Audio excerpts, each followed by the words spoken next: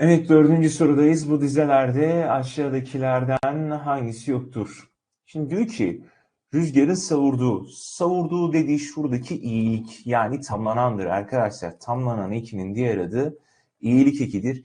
Rüzgarın derken burası tamlayan ekimizdir. Şimdi burada tamlayan ekimiz var. İyilik ekimiz var.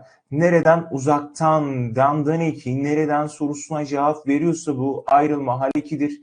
Burada da var. Peki açılır geniş zaman olduğundan fiile gelir biliyorsunuz kipekleri.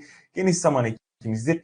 Belirtme ekimiz yoktur. Belirtme ekimiz i, u, ü'dür. Mesela evi boya.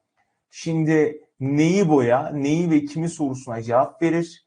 Buradaki i ekimizde ne eki olur? Belirtme hal ekimiz olur arkadaşlar. Aynı zamanda belirtme hal eki ne alan sözcük cümlenin ögelerinde belirtili nesne görevinde kullanılır. Dördüncü sorumuzun cevabı Ceyhan olur.